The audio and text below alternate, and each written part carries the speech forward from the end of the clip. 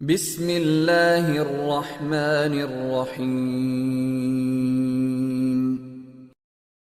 سامعین کرام السلام علیکم۔ قصص الانبیاء میں جہاں سے ہم نے سلسلہ منقطع کیا تھا، آئیے وہیں سے آگے آغاز کرتے ہیں۔ آفتاب کا دیوتا۔ ان دنوں مصر میں ستارہ پرستی جاری تھی۔ سب سے بڑا دیوتا آفتاب تھا، جس کو وہ اپنی زبان میں را کہتے تھے۔ ان کے دارالحکومت کا نام مدینہ الشمس تھا، جس کو مصری ان کہتے تھے۔ یہی آفتاب دیوتا کا مندر تھا۔ بادشاہ آفتاب دیوتا کا بیٹا سمجھا جاتا تھا، اس لیے اس کا لقب رئیسس ہوتا تھا، یعنی ابن شمس۔ یہی سبب ہے کہ سلاطین مصر کو دعویٰ خدائی تھا۔ آفتاب کے دیوتا کے علاوہ مصر میں اور بہت سے دیوتا اور دیویاں تھیں۔ ہر شہر کا ایک خاص الگ دیوتا تھا۔ ہر شہر کے ہر گھر کے اور گھر کے ہر فرد کا الگ الگ دیوتا تھا۔ سارے ملک میں 19 دیوتا اور 11 دیویاں تھیں۔ تبلیغ دین۔ آپ علیہ السلام نے یہاں بھی پیغام الہی اور عمل بالمعروف اور نہی عن المنکر کا فرض انجام دینا شروع کر دیا۔ آپ علیہ السلام کے زمانے میں دنیا میں مختلف خطوں میں کل 72 زبانیں بولی جاتی تھیں، جن پر آپ علیہ السلام کو کلی عبور حاصل تھا۔ یہ رب العزت کی عطا و بخشش اور حقیقتاً معجزہ تھا۔ آپ علیہ السلام جس قصبے، شہر یا قبیلے میں تشریف لے جاتے، وہاں ان کی زبان میں تبلیغ کا فریضہ ادا فرماتے۔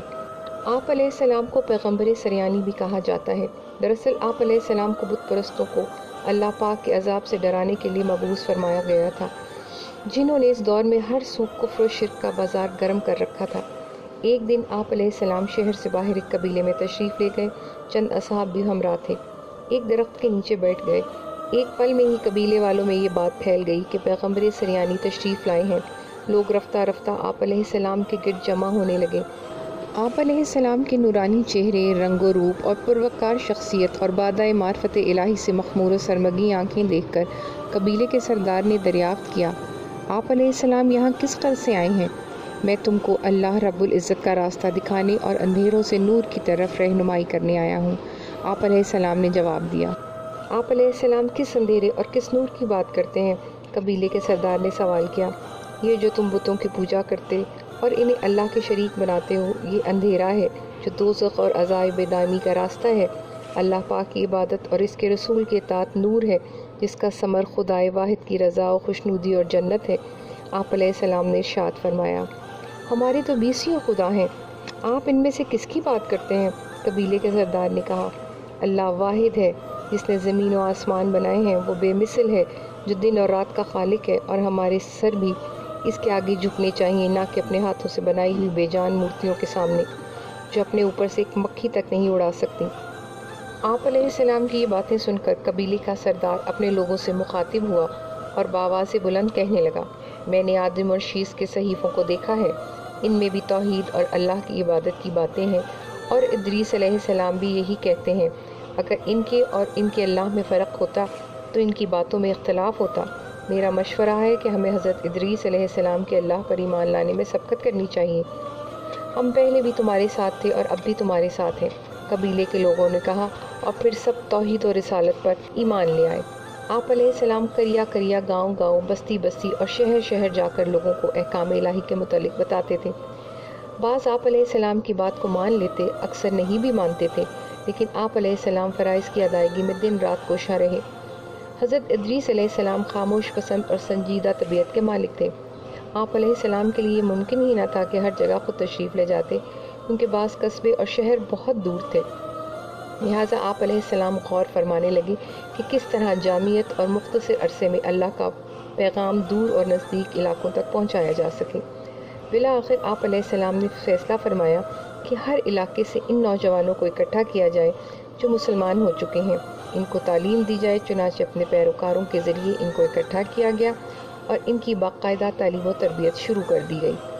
دینی تعلیم کے ہم آہنگ آپ علیہ السلام نے انہیں علم و ادب و حساب سکھایا، مدنی سیاست اور اس سے اصول و قواعد بتائے، حکمت و نجوم و منطق کے نقائط واضح کیے، آسمانی صحیفے جو عبرانی زبان میں تھے وہ پڑھائے۔ آپ علیہ السلام جانتے تھے کہ ایک نہ ایک دن کفر سے ضرور ٹکر ہوگی، لہٰذا آپ علیہ السلام نے اپنے اصحاب کے ساتھ مل کر اسلحہ سازی شروع کر دی اور انہیں عسکری تربیت بھی دی۔ اس طرح تعلیم و تربیت کے ساتھ ساتھ لشکر بھی تیار ہو رہا تھا، تاکہ اگر ضرورت پڑی تو منکرین حق کو دندان شکن جواب دیا جائے۔ اس دوران ان میں رشد و ہدایت اور تبلیغ کا سلسلہ بھی جاری رہا۔ اے اللہ کے سچے نبی، ہم کب جہاد کریں گے؟ ایک دن ایک نوجوان نے دریافت کیا جبکہ وہ جنگی مشق کر رہا تھا۔ جہاد کے لیے صحیفوں میں اللہ پاک کا حکم موجود ہے، یہ اسی کے لیے تیاری ہو رہی ہے، آپ علیہ السلام نے فرمایا۔ قوانین و قواعد۔ چنانچہ جب طلبہ تحصیل علم کے بعد واپس اپنے اپنے علاقوں میں جاتے تھے تو وہ نہ صرف مبلغ دین تھے بلکہ اللہ کے سپاہی بھی تھے۔ ان طلبہ نے جا کر تعلیم کردہ مدنیت اور شہریت کے اصولوں پر شہر اور بستیاں آباد کیں۔ ان کی کم و بیش تعداد 200 کے قریب ہے۔ ان میں سے سب سے چھوٹا شہر تھا، اس کا نام رہا ہے، جس کا نشان مٹ چکا ہے، لیکن کھنڈرات ابھی باقی ہیں، کیونکہ ہر علاقہ کے اپنے اپنے حالات تھے۔ لہٰذا آپ علیہ السلام نے تمام لوگوں کے لیے مناسب قوانین و قواعد مقرر کیے تاکہ لوگ اپنی طبیعتوں پر کسی قسم کا بوجھ محسوس نہ کریں۔ پہلا اسلامی جہاد۔ یہ پہلا اسلامی لشکر تھا جو راہ حق میں جہاد کے لیے نکلا تھا۔ سب سے آگے اللہ کے رسول حضرت ادریس علیہ السلام تھے۔ ہر لشکری جذبہ جہاد سے لبریز اور اللہ پاک کی رضا اور اس کے نام کی سربلندی کے لیے جان کا نذرانہ پیش کرنے کے لیے بے چین و مضطرب تھا۔ کفار و مشرکین نے بھی جنگ کی تیاریاں شروع کر دیں۔ ان کے سرکردہ افراد جگہ جگہ جا کر لوگوں کو حضرت ادریس علیہ السلام کے خلاف ابھارتے اور کہتے، خداوندائے آفتاب کے پروانوں، اب وقت آ گیا ہے کہ تم ان لوگوں کو اپنے علاقے سے نکال باہر کرو جو کل قسم پرسی کے عالم میں بابل سے یہاں آئے تھے اور آج تمہارے خلاف نبرد آزما ہیں۔ الغرض وہ جگہ جگہ جا کر لوگوں کے اندر جوش و خروش پیدا کرتے اور پھر مسلمانوں کے مقابل کفار کا بہت بڑا لشکر میدان جنگ میں لے کر اترے۔ دونوں فوجیں آمنے سامنے تھیں۔ اصحاب کو حکم تھا کہ جب تک ان کا رسول نہ کہے جنگ نہ کی جائے۔ اس موقع پر دین کا نظریہ پیش کیا گیا، لیکن کفار نے رد کر دیا اور کہلا بھیجا، جنگ ٹالنے کے لیے بہانے تلاش نہ کرو۔ کفار کو اپنے مقابلے میں اصحاب کی تعداد بڑی کم نظر آتی تھی۔ ان کا خیال تھا کہ ایک ہی حملے میں وہ ان کا صفایا کر دیں گے، لہٰذا بغیر اعلان جنگ انہوں نے حملہ کر دیا۔ حضرت ادریس علیہ السلام خاموش کھڑے ان کی طرف دیکھتے رہے۔ اصحاب مضطرب تھے کہ وہ بھاگ کر کفار پر ٹوٹ پڑے، مگر اطاعت رسول علیہ السلام نے قدموں کو جکڑ رکھا تھا، اور جب حکم ملا تو اصحاب دشمن پر اس جذبہ و جوش کے ساتھ حملہ آور ہوئے کہ انہیں باور کرنا پڑا کہ اصحاب پر آسانی سے غلبہ نہیں پایا جا سکتا۔ گھمسان کا رن پڑا۔ شام سے پہلے پہلے دشمن کے پاؤں اکھڑ گئے اور وہ شکست کھا کر سر پر پاؤں رکھ کر بھاگے۔ بہت سے کفار و مشرکین کو گرفتار کر لیا گیا۔ سامعین کرام، یہ تھی ہماری آج کی ایپیسوڈ۔ امید ہے کہ آپ کو پسند آئی ہوگی۔